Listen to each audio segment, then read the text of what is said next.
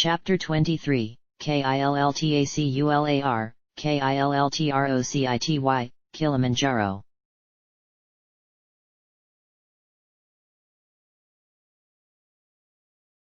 Killtacular, Killtrocity, Kilimanjaro.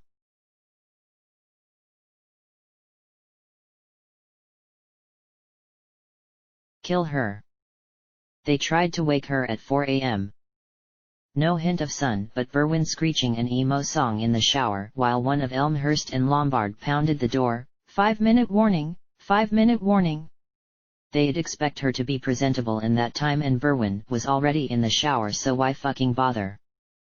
Hedgewish drilled her head into her pillow and prayed for sleep. 1 hour, 5, until noon, sleep forever. In the past 2 days she had gained some empathy for DuPage. Berwin emerged in a plume of steam and an enchilada towel, still singing, so Hedgewish had no hope. She peeled herself off the bed.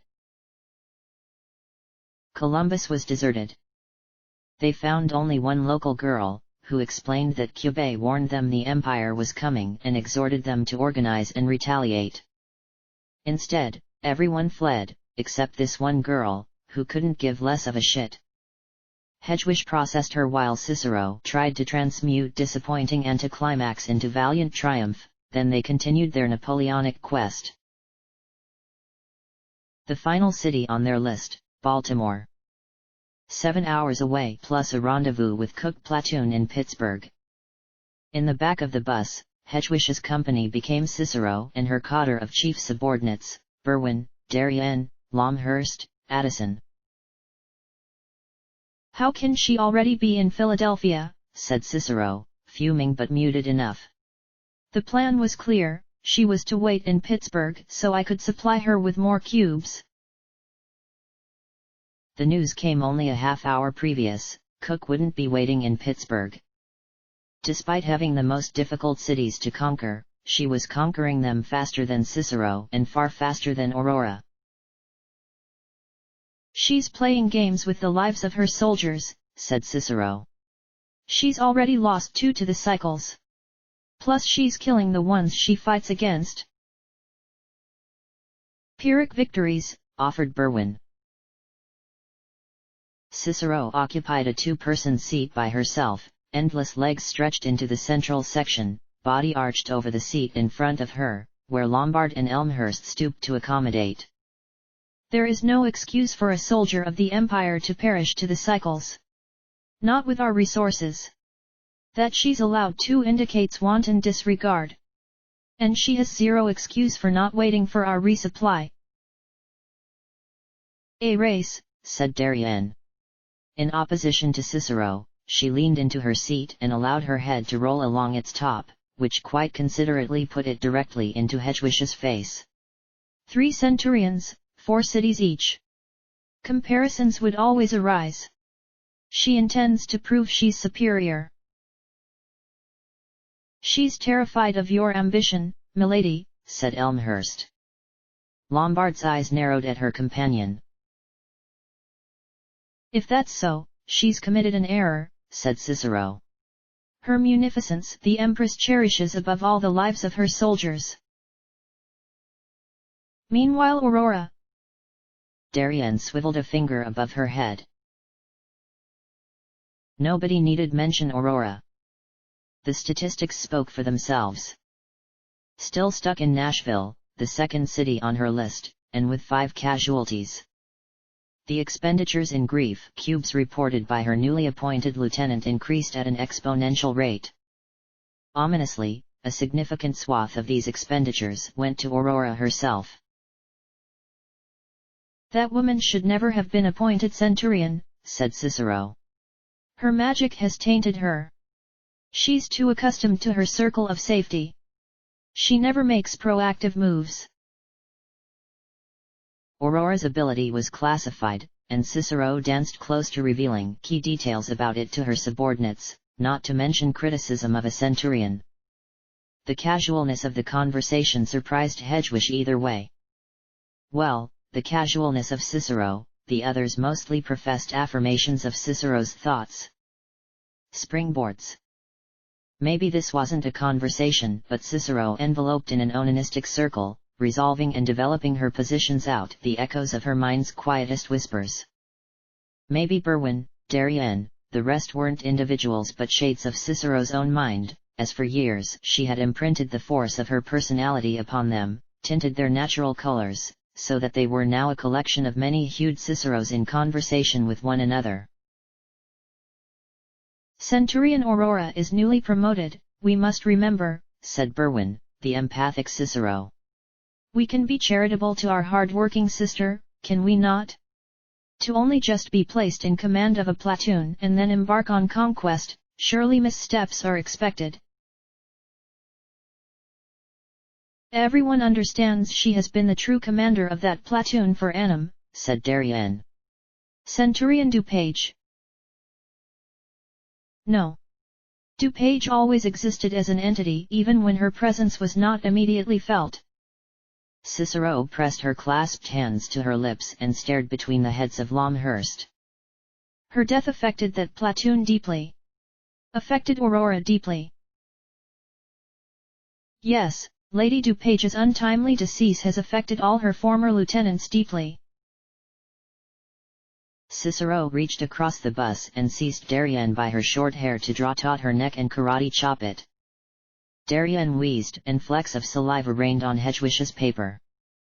The punishment wasn't meant to be painful, Cicero could have karate chopped her head off. But it did shut her up. And in the silence of the most rambunctious shard of Cicero, the conversation became even more circuitous and yes milady. Hedwig sat through 7 hours of it. It kept Hedwig from chewing on Sayaka at least, on the vague encroaching catastrophe and Hedwig's dubious role as the one woman who can make a difference. When they reached Baltimore and Hedwig had a room to herself while Berwin attended a strategy meeting, she booted up her hunk of junk laptop and entered the Wi-Fi password on the back of her keycard. It took 10 years for a page to load and she drummed her fingers as images entered existence row of pixels by row of pixels. Sayaka had said one thing of interest. One solitary thing, and only because of Hedwig's addiction to knowing every useless fact about every member of the Empire, of which now only an infinitesimal number remained classified to her. But Sayaka let slip the name of one of those few. She typed into the search bar, Millicent Luce. She waited 5 minutes. She clicked the first result. She waited 5 more minutes. She read. Millicent Dorothea Millie Luce, born October 11, 1977, is an American politician serving as the junior United States Senator from Illinois since 2010 and a member of the Democratic Party. Oh. Okay. Hedwig sat back in her chair and considered exact surprise factor of this development. She had imagined businesswomen maybe. The idea that politics existed was alien. The idea of a government that was not the empire or the anarchistic lawlessness of ordinary magical girl livelihood could not cohere. United States Senator, Democratic Party, these terms made no sense, and not because she spent most of her life in Canada. The page had a picture, but it loaded far too slowly and either way Hedwig suspected the woman it showed would look nothing like the Empress she knew beyond a general connectivity of prim put-togetherness. She scrolled down the page. Risen from humble origins in Eufaula, Alabama, attended University of Chicago, both master's and undergrad in something called comparative human development. Nothing to suggest a life-upending event in her early teens. Upon graduation she remained in the city, became a community organizer. Snowballed prominence. Then she reached the heading United States Senate, subheading 2010 election, upon which the article deviated on a bizarre tangent, mentioning President Barack Obama, who she knew, and Governor Rod Blagojevich, who she didn't, discussing some Roland Burris who declined to run for re-election in face of scandal. Hedwig schemed, Millie Luce re-emerged at last, defeating Treasurer Alexei Giannoulias in the Democratic primary due to, blah-de-blah, support from the suburban fringe around Chicago. Which then led to narrow, 5,000 vote, victory over Representative Mark Kirk in the election proper. This alien world collided face first into Hedwig's. Outside of Obama's lordly, distant, transient watermark hovering sometimes in her periphery, none of this had ever meant anything to her, and suddenly she was mingled inextricably with it. The remaining headings indicated topics like policy positions, caucus memberships, committee assignments. Hedwig learned about her empress's lukewarmly liberal positions on gun control, gay marriage, climate change, taxation. A tiny personal life section mentioned a divorce and a lone daughter, Christine. If the world knew about Joliet, did they not also know about the fucking 100 teenage girls Millicent Dorothea Millie Luce had abducted into a personal army? Here's a heading: Philanthropy. Millie Luce funded a non-profit organization to shelter runaway girls. Holy shit, it was right there in the article. Had nobody looked into this organization? Did this organization have a website? It fucking did. She clicked its link and waited for it to load. Street. Asila's Runaway and Homeless Youth Shelter. A phone number and several addresses Hedwig recognized, the barracks of each platoon. Who took the calls? It had to be the handmaiden. What did they tell all the normal, non-magical young women running away from home? Sorry, no vacancy? Weren't there regulations on this shit? Surely somebody, some official, at some point inspected this organization to ensure it was legitimate? Or was it legitimate? They really were runaways after all. Millie fucking Luce. Berwin opened the door and Hedwig quickly closed her laptop in a super shady way, but Berwin betrayed no suspicion. She boogied across the carpet too close to Hedwig for comfort and grabbed her hand and shook it.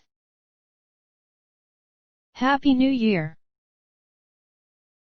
What? Said Hedwig. Of course, we've still a few hours to go, but given the time of tomorrow's reveille, I wouldn't suggest staying up late enough to celebrate, would you? New Year's. Tomorrow was 2014. The fireworks would wake her. Berwin produced a popper from somewhere and popped it. A tiny spray of confetti flitted to the floor. Yay! She said. Yay! Said Hedwig. Fireworks woke her up. She tossed and turned and tried to get back to sleep. Stupid Berwin slept like a log, dumb grin on her face in the moonlit shine from the window. Hedwig kept chewing, Sayaka Mickey, Millie Luce, Calumet, Hazel Crest. Denver. Chewing and chewing and chewing, but it never got into a state to swallow, a tough piece of fat that her teeth condensed into an impenetrable ball and occasionally stretched into its sinews only to repeat the process. She imagined Centurion Aurora must be chewing too, in Nashville, chewing the corpse of DuPage of which she contributed to the creation, and that explained her deepening grief cube withdrawals. Didn't Joliet erase Aurora's memory of betraying DuPage? Of course, Joliet's file bore the amazing detail, magic liable to fail. Hedwig, meanwhile, had sidestepped despair entirely, her soul gem did not darken beyond its ordinary level. She chewed that fact too, how her life could be such a shithill, but she didn't feel a thing beyond benign soreness in her chewing jaw, whereas some girls might lose everything because the boy they liked went for their rich friend instead. Yet again she felt like DuPage. Why did Aurora need to chew on DuPage's corpse when she could chew on Hedwig's? Satan chewing, and chewing, and chewing, that's what they found at the base of hell. That stupid moonlight. The window had curtains, but when she first got in bed the light had been at a different angle or something. Veins squirming under her arms, she got up and tromped over and seized the curtain, and someone crashed through the window and kicked her in the face. The force propelled her so hard into the ground she bounced and struck the ceiling, or maybe it was a wall, she had no fucking clue and couldn't even be sure. When she finally stopped flying, she had landed on the floor. Her face blasted blood. The idiots, she thought for a strangled moment, why Cicero attacking her own goons? But it wasn't Cicero. The figure that landed in a cascade of shattered glass wore a shiny colonial redcoat and a tricorn hat. As the coat fanned out and caught the moonlight, the figure dug her stiletto combat boots into the carpet and aimed her arm at Berwin's bed. From her oversized cuff extended a cannon. Her arm was a cannon. She was 1700s Megaman. This was the wrong time. Berwin's blanket swirled upward the same instant the cannon fired, and a spiky ball like the end of a mace plowed through several layers of downy fluff and collapsed the back half of the bed. Berwin had already dove to the side, roll bouncing off Hedwig's bed, hitting the wall and ricocheting as a dazzle of glitter enveloped her, and she emerged in full regalia before she even tapped the ground. Syringes manifested in her hands, dripping arcs of luminous fluid as she charged the red coat low and fast. Hedwig had to get the fuck out. She rolled over and attempted to crawl as the metal clash of cannon slammed against the armor plates on Berwin's wrists. A body, either Berwin's or the attacker's, sailed over her and dented the wall, only to bounce onto her spine and lunge back into the fray. A constant stream of blood flowed onto the carpet, and even more seemed to flow up her nasal cavity and into her brain. She realized she had crawled herself into a corner. Telepathic voices hurled a reasonable, orderly stream of information and commands.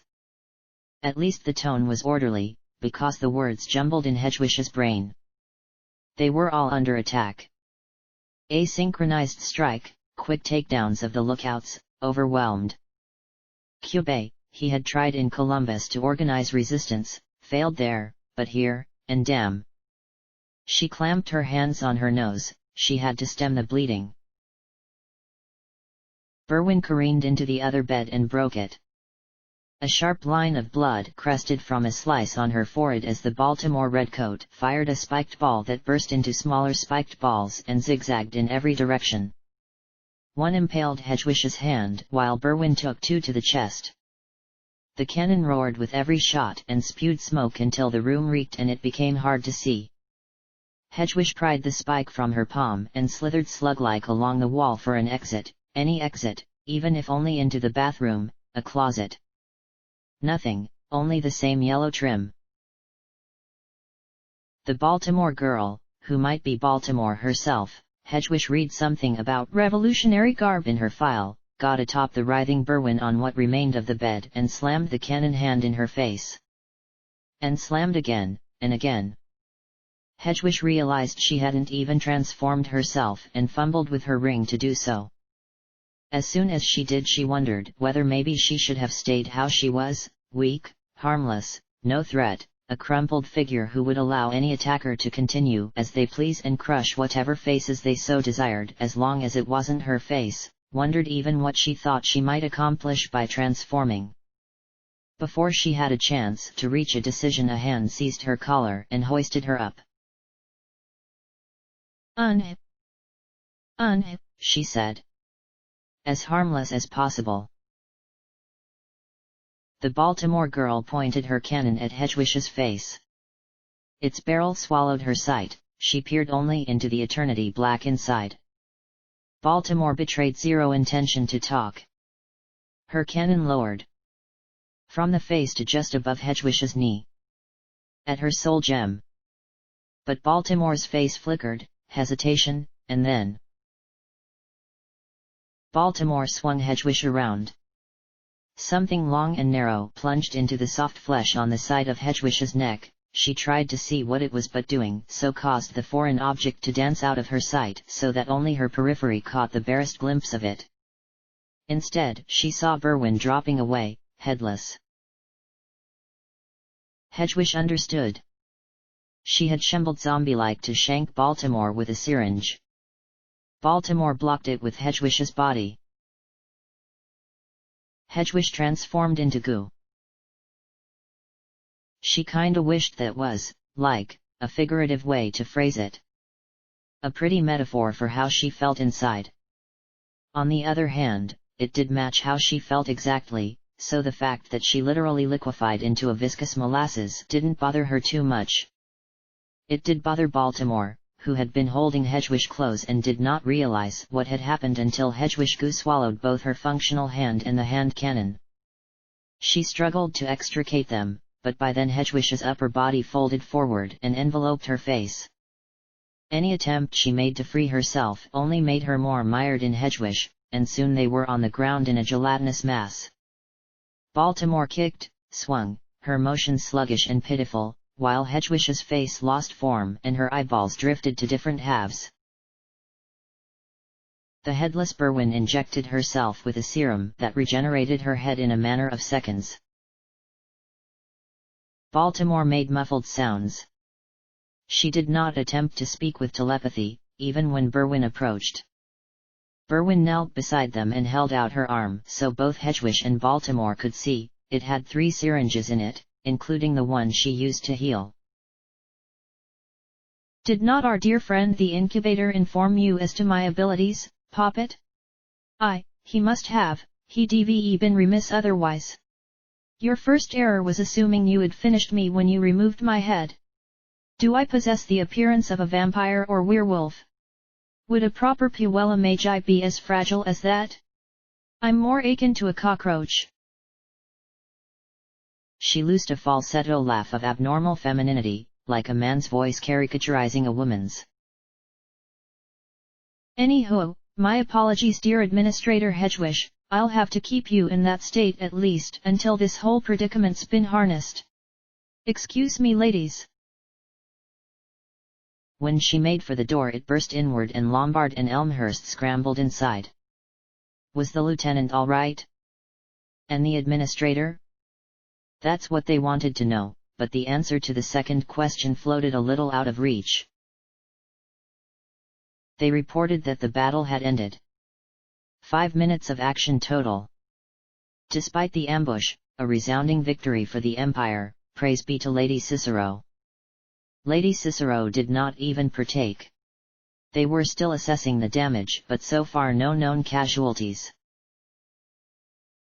With Berwin's assistance, they attempted to extricate Baltimore from Hedwig. To zero avail. More information trickled in as they worked. 16 Puella Magi total had attacked, 7 from Baltimore, 3 from Delaware, the rest nomads roaming east of the Chesapeake. The incubator organized them and, like Columbus, exhorted them to combat with Chicago. He provided them a list of Cicero's platoon's abilities, weaknesses, etc., as well as methods to deceive Cicero's trackers and routes to circumnavigate the lookouts. The messengers made a big hullabaloo that, despite this, they had not lost a single soldier. There had been several grievous injuries, but all restorable by magic. The closest to death had been Midlothian. For some reason, half the enemy force had crashed through the window of the room she shared with River Forest. It made no sense. Midlothian was garbage at combat, but River Forest had the nasty ability to lower the judgment of those around her. Why dump 8 of 16 soldiers into that room, especially since Cube knew exactly who was in it? What are you even doing, Cube? A desperate throw enemies in your face gambit read so un-Cube that Hedwig had to wonder whether it had been a feint or distraction from some greater threat, a thought she communicated to Berwin, who only reassured her that they had everything under control while she plunged a syringe through the goo and into Baltimore's undefended neck to anesthetize her. Minutes passed. No second attack came. Why? What did Cube want to accomplish? He had scrounged together a bunch of weak magical girls, sent the strongest at Hedwig and almost everyone else at 2 girls who barely. An assassination. Of course. He must have known he had 0 chance of defeating Cicero outright. But Hedwig reconsidered the battle she had witnessed. Between Berwin and Hedwig, Berwin was the obvious threat. However, Baltimore had only pummeled her to the point of ostensible incapacitation before beelining to Hedgewish and aiming for her soul gem. Hedgewish, Midlothian. Two of the people supposed to be dead according to Sayaka Miki. And while Sayaka had made it clear only Joliet mattered for this hypothetical future calamity, Kyubei lacked her god's genuine prognostication, he could only predict. It made sense for him to eliminate variables for which he could not account, no matter how harmless they appeared. Perhaps he had sent another assassination squad at Joliet. But Joliet was with the Empress and the Handmaiden, so Hedgewish doubted such an attempt's odds. What about Clown Muffle? Where was she now, this pre-dawn New Year's Day? Had she reached Gatineau? A sucking sound accompanied the cavity created in Hedgewish's form once they wrenched out Baltimore. Baltimore's solid body had given her a semblance of structure, and now she flattened out along the motel floor like a pancake while Berwin examined her watch.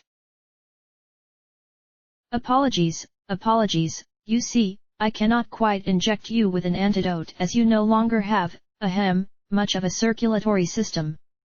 Fear not, however, for that particular concoction's effect ought to dissipate sometime soon. She shrugged, and her watch's crystal face caught the moonlight. I'm truly sorry. I'll find some way to make it up to you. Berwin's magic wore off an hour later. By then, Cicero had delivered her speech to the conquered Baltimoreans and Delawareans. As soon as Hedgewish, still feeling fluid, entered the motel lobby to process the new recruits, Cicero pulled her aside. I need to know, her stringent form towering over Hedgewish, the status of Cook and her platoon. Hedgewish called Cook's lieutenant and asked. How's it? Said Kenosha. Sure up. Yawn. Late. Hedgewish had spoken to Kenosha before, as she was Cook's primary point of contact. Each time the same chill tickled her. This was the girl who betrayed Denver, who had lived with her for 2 years like a friend and then turned her to the wolves. I request a status report. Oh yeah, makes sense. Let's see, status report. Well, the main thing I guess is we captured Philly 3 hours ago, so that's a big wahoo if you like that sorta thing. Anything else? When Hedgewish relayed the news, Cicero did not speak. She simply turned on a heel and walked away. She considered informing Cicero that Kyubei had particularly targeted her and Midlothian. That they ought to have better security, that additional attempts could be expected.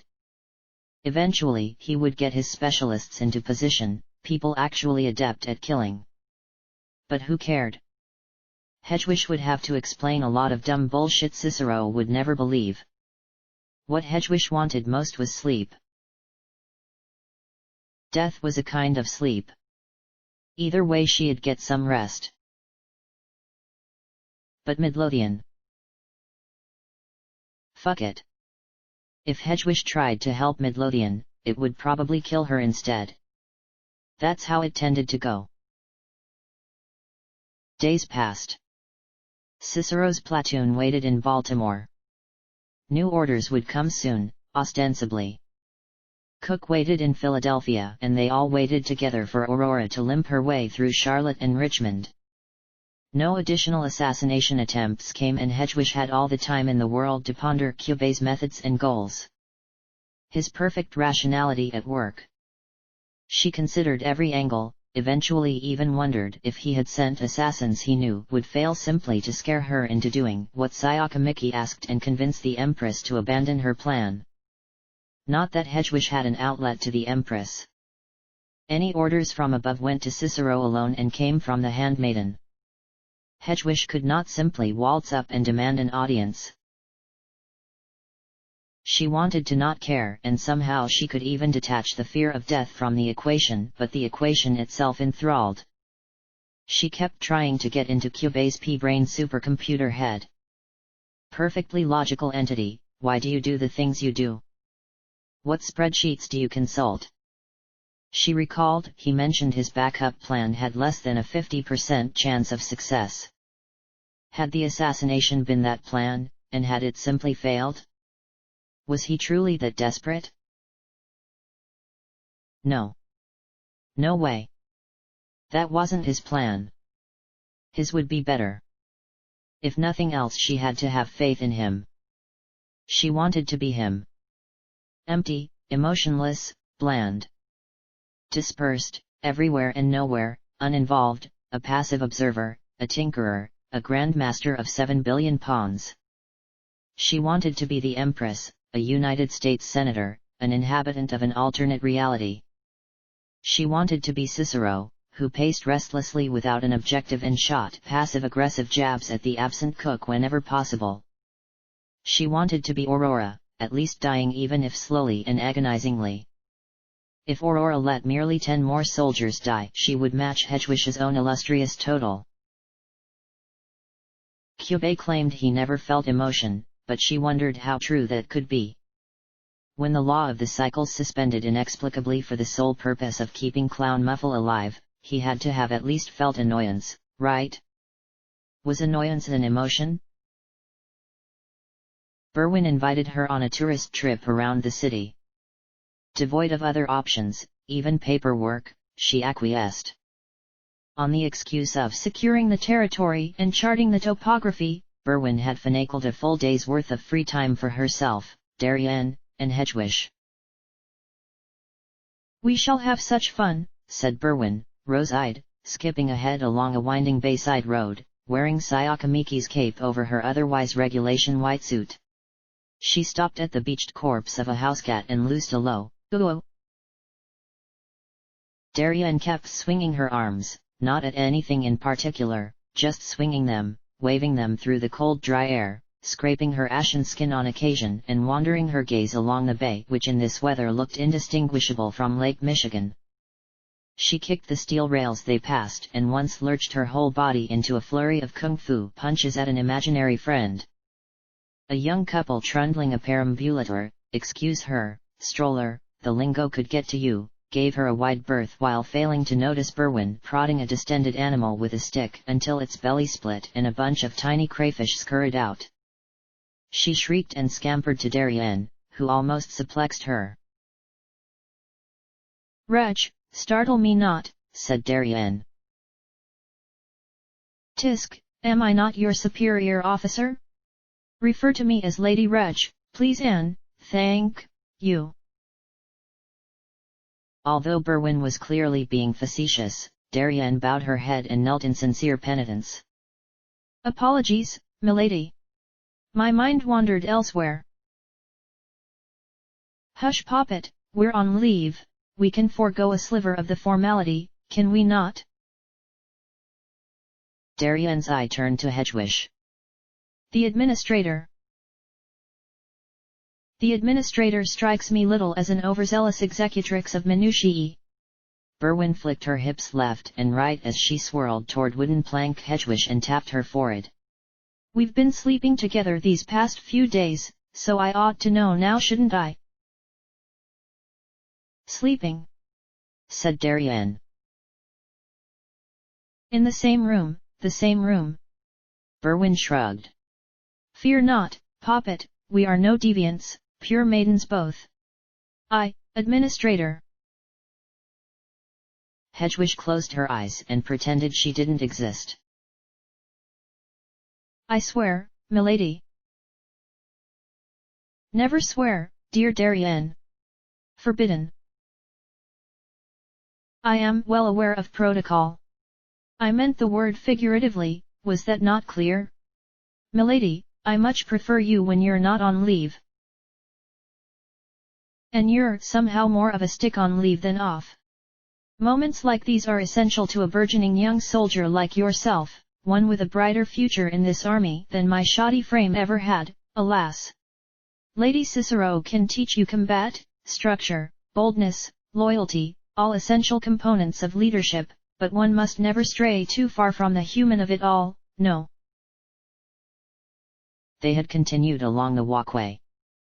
As their voices began to fade, Hedwig opened her eyes and continued behind them a decent distance. Baltimore had nothing in it, so a day off to explore it meant little. Her isolation might make her a prime target for another attempt at her life, but Berwin and Darien were the best bodyguards outside of Cicero herself in the whole platoon. To Hedwig's dismay, they failed to forget about her. She encountered them waiting at a snowy park's entrance. She bore comments on her sluggish pace and said nothing, then walked even slower as they proceeded into the park. They stopped and waited for her again, Berwin sunshiny smiles, Darien trying to look tough but she looked less like a masculine girl and more like a feminine boy. God! Did they want to be her friends? So, said Berwin, I happened to notice, in your search history, one Miss Millicent Dorothea Luce. Never mind, everything was even worse than expected. Hedwig hung her head and shrugged. She didn't fucking care. She didn't fucking care. She didn't want this conversation. No matter what angle they took, punitive, exploitative, let them pummel her to pulp but get her out, let into this empty park on this cold day in January nobody cared about because the holidays had died and everyone might as well have died with them, everyone except these silly girls and their silly crusade. She shrugged. Sure. You fucking caught me, I don't give a shit, kill me. Kill me motherfuckers, I fucking dare you. Berwin and Darien blinked backwards, exchanged glances, tilted heads. Darien started on some swearing is prohibited bullshit but Berwin cut her off. You misunderstand our intent, Lady Administrator. We seek not to punish you for unauthorized internet use, or swearing.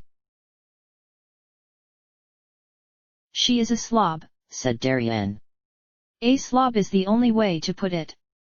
I told you, I informed you, she lacked drive and purpose. The poor female has weathered several storms in rapid succession, let us not forget. She is physically and emotionally drained. Oh. Berwin's face became glassy. I know. I have the perfect panacea. She transformed. A syringe manifested in her hand and Hedwig tried to backpedal but Berwin did not become a lieutenant in this fucker mother army because of slowness. The needle drove into the wrist of the hand she lifted to defend herself and a thick, cottage cheese consistency bubbled down the vein. Fuck, please leave me alone, I just want to be left alone but people keep dragging me back. She folded onto one knee and her throat shuddered closed and when she tried to breathe her chest hiccuped outward in a futile painful motion, her ribs clenched like a fist and her fingers hooked frozen and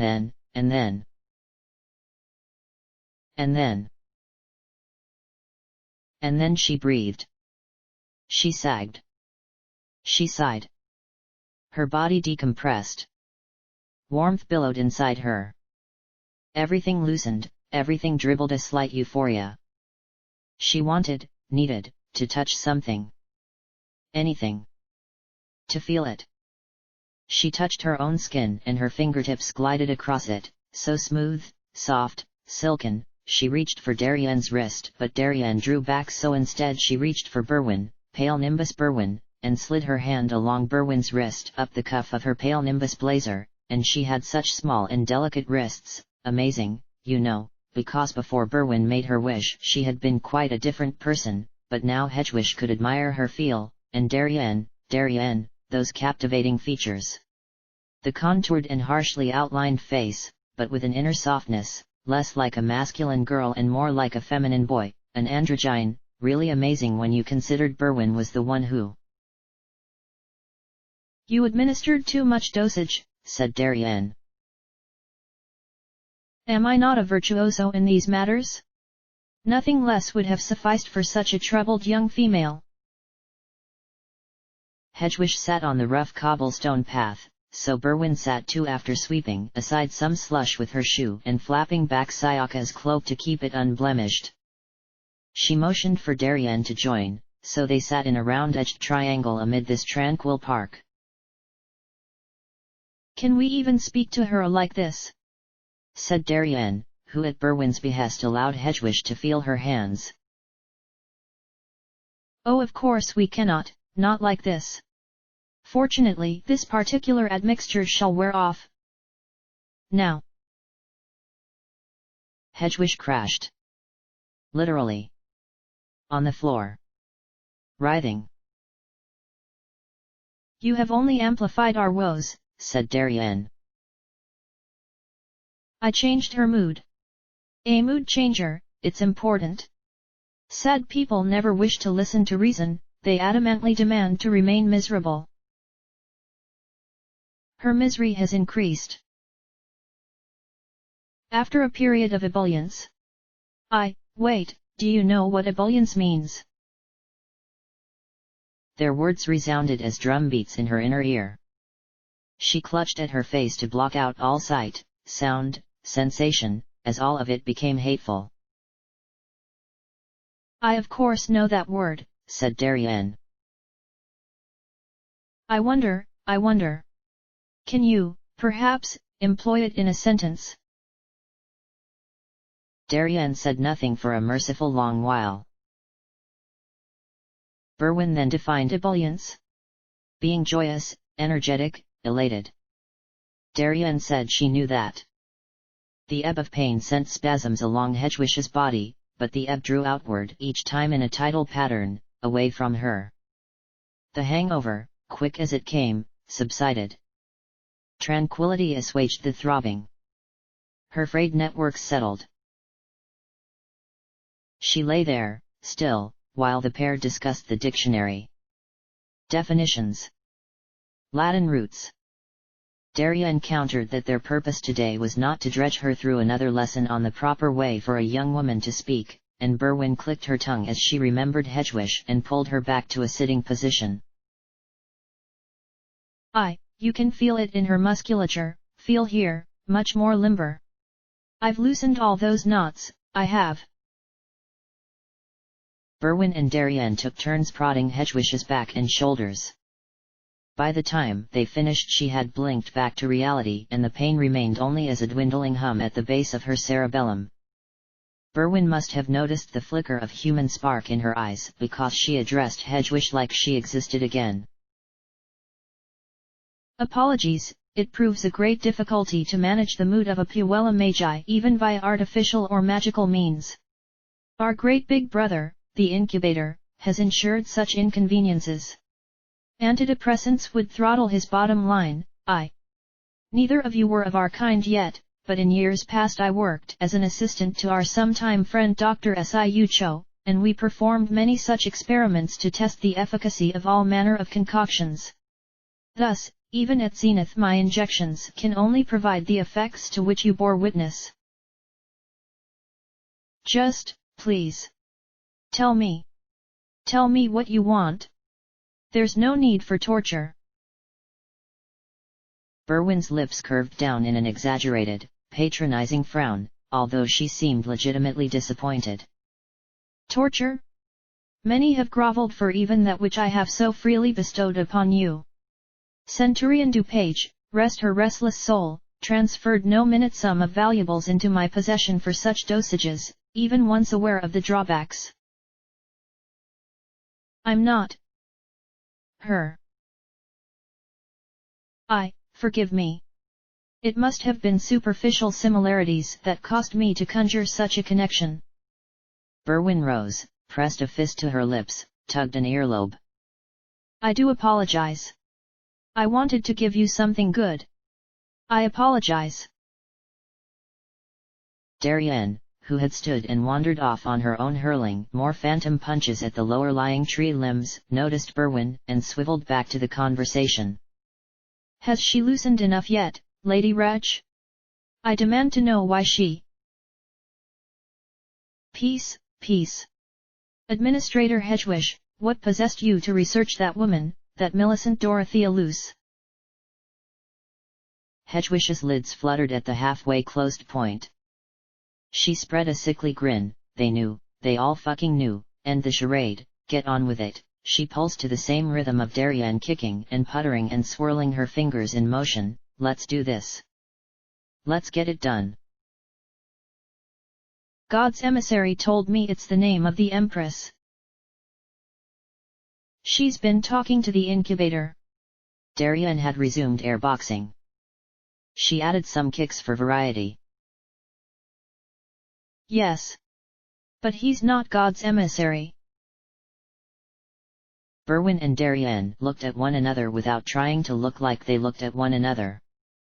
Hedgewish watched the trees for Cicero to step out like surprise. You fucking ratted yourself out, prepare to die, and one thwack of her fat axe would end it, flatten her into dough, complete the menagerie of states her body could assume. All she needed next was to evaporate into the sky and billow into a cloud. But no Cicero came. Berwin and Darien were alone. Berwin said, "Congratulations! You're one of a select number of us who know the Empress's true identity. Not even Lady Cicero knows, truthfully. Only Lady Cook, the handmaiden, Dr. Cho, although she's departed, and possibly 2 or 3 others are aware. Few still remain from the days when the Empress would walk among us more freely, few still pieced together the careless hints she sometimes dropped as to her identity." "Yay," said Hedgewish. Although she remembered something. Something that seemed so long ago, DuPage, screaming at Cook as they walked away with her soul gem, DuPage screaming that the Empress was trying to get rid of everyone who knew the truth about her. And that Cook would be next. Hedgewish felt DuPage had been wrong about that. The true reason had been far worse. The Empress had made her a scapegoat for all her sins. But she doubted the Empress would be fond about the secret spreading. Had Berwin told Darien? Darien, a new recruit? Someone green enough to receive karate chops from Cicero? Although now, in the park, Darien acted more the austere veteran and Berwin the flighty rookie. "You're thinking, if this opulent pearl of knowledge truly comes so rarely, why then have I openly divulged this secret to young Darien? I'm right, it's what you're thinking. Look at her face, Darien. I pinned it like a dancing angel, pardon the cliché." "Cliché?" said Darien. "Yes, and you must never repeat it, my protégé," said Berwin. "To answer your unstated query, Administrator, it is indeed true, I did tell her. But young Darien is destined for greatness in this army, all know it. She will be Cicero's successor, or at least rise to the rank of centurion in her own right the first moment an aperture appears. Only age, inexperience, and a certain brusqueness in speech and manner gates her. She doesn't yet understand there are things she can say in private that she cannot in front of her superiors, all characteristics to diminish naturally with time and proper mentorship, and I have appointed myself the task of mentoring her, so you can be certain such characteristics shall diminish." "Everyone is my mentor, it seems," said Darien. "But not everyone can teach you the true qualities needed in a leader, I poppet. Lady Cicero can teach you to be strict, to be bold, to stomp the throat of your foes and the fingers of the disobedient subordinate. She can teach you combat technique, motions to practice ad nauseam until your body performs them unconsciously when instinct demands their necessity. She can tutor you in tactics, arrangements of soldiers, the psychology of hunted prey, the braggadocio of a greater force, and by no means do I deny the importance of such wisdom, and by no means do I disparage Lady Cicero as a leader, for she is a truly great one in her own right, and I would follow her to hell itself and laugh death in his eyeless sockets did she but give the command. However, it so may be that there are also qualities of leadership that Lady Cicero does not encompass, indeed that none of the centurions encompass, nor the handmaiden, nor Dr. Cho prior to her egress, although in fear of blasphemy I shall stop short of providing my opinion of our beloved and beneficent Empress, who marshals all we holy knights to a grander cause than any other, and with the sweetest sound of silver horn as any alive might blow. Nor do I disparage the various routes by which all our esteemed centurions have reached their forms of leadership, for all have arrived at their necessary place at their necessary time for the good of us all. Indeed, the founding of an empire, any empire, will always be fraught with peril, and certain corners must be cut off the populace to squash them together when otherwise we would be buzzing atoms of helium, content to go our own way. The mutilation of assimilation must be inflicted. We as humans must lose something to create something greater. What the fuck are you saying? Said Hedgewish, and immediately Darien ground her face into the stones. You spoke that way before and I abstained in deference to my superior officer, but now. Hedgewish didn't care. Violence, yes. Either they'll end it or Cuba's assassins will. But Berwin sighed sadly and motioned for Darien to release her, and Darien, face burning bright red, did as commanded and snapped a series of sharp apologies to Hedgewish's prone form, apologies for assaulting an officer. She knelt and offered herself to any punishment Lady Hedgewish deigned to inflict. Hedgewish deigned to do nothing. Alas, said Berwin, I've strayed. Truly, I only wanted to ask of you one request, Lady Administrator. I suppose I'll out and ask it, That would satisfy everyone except my poor self, It's hard to have a chance to speak of such things, so I become effusive when I do. Do you know the word effusive, Darien?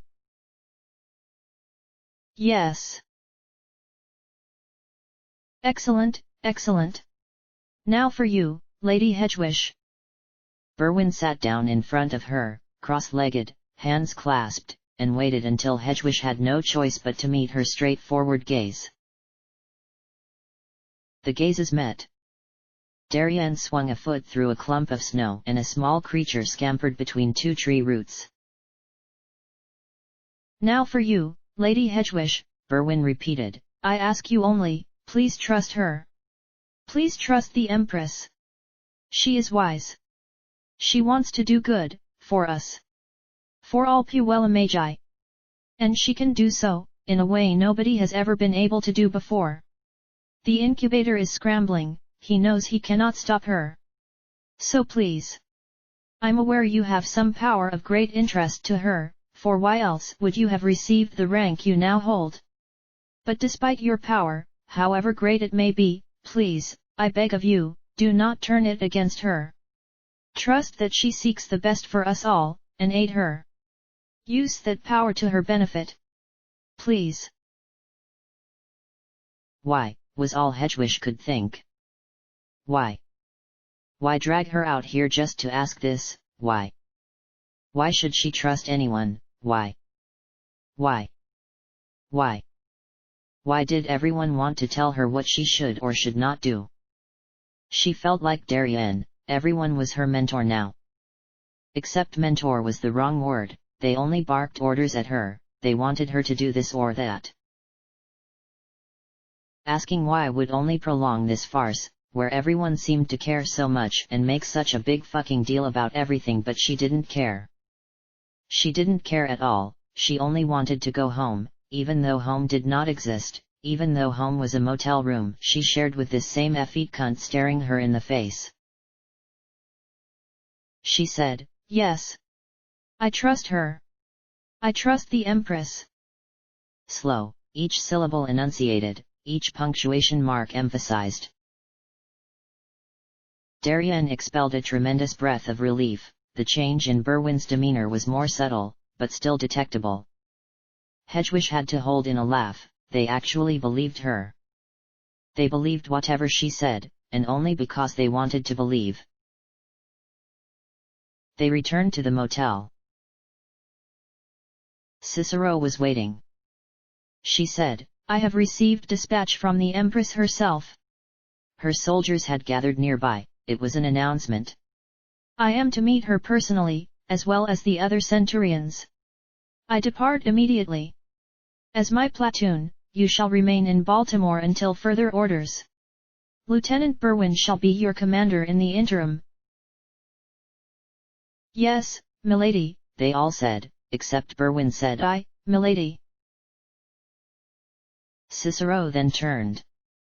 Almost as an afterthought, almost as though she might have forgotten all about it until it was too late, like she might have just left Hedgewish there in the motel, but some convenient association triggered and she remembered at the last possible moment. She pointed at Hedgewish.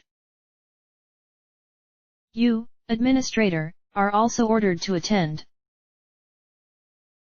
End of chapter. Chapter end.